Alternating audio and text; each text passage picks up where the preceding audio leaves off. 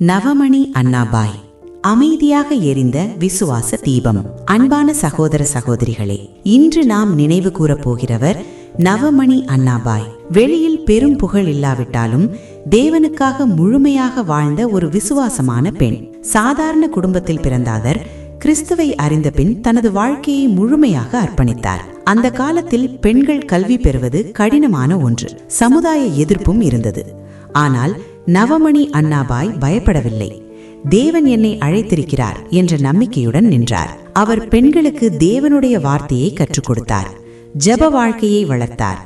தேவாலயத்தில் பெண்கள் உறுதியாக நிற்க உதவினார்.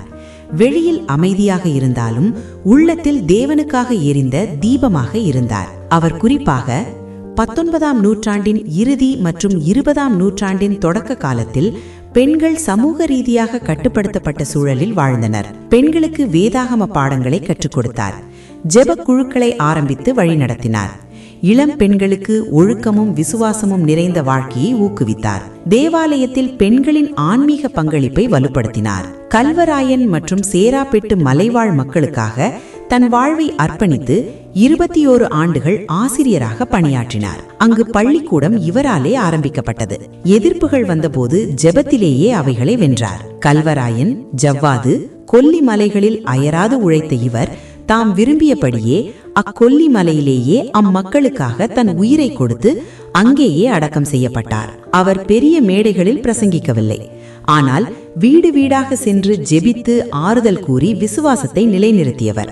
அமைதியான சேவை, ஆனால் ஆழமான தாக்கம். அவருடைய வாழ்க்கை மனிதர்கள் பாராட்டாவிட்டாலும் தேவன் பார்க்கிறார் என்பதற்கு ஒரு சாட்சி. கிறிஸ்தவ மக்களுக்கு சொல்லும் செய்தி. நவமணி அண்ணாபாய் அவர்கள் நமக்கு சொல்லும் மிகப்பெரிய பாடம்: விசுவாசத்துடன் நிலைத்திருங்கள். அமைதியாக இருந்தாலும் உண்மையாக இருங்கள். தேவனுக்காக எரியும் இருதயம் கொண்டு வாழுங்கள். இன்றைய தலைமுறையும் அவரை போல உறுதியான விசுவாசத்துடன் தேவ சேவையில் நிலைத்திருக்க தேவன் கிருபை அளிப்பாராக. அன்பானவர்களே, கிறிஸ்துவின் அன்பை விதைக்க காரணமாயிருந்த இவர்களுடைய வாழ்க்கையை மற்றவர்களும் அறிந்து கொள்ள உங்கள் நண்பர்களுக்கும் குடும்பத்தினர்களுக்கும் இதை அனுப்பி வையுங்கள். கர்த்தர் உங்களை ஆசீர்வதிப்பாராக.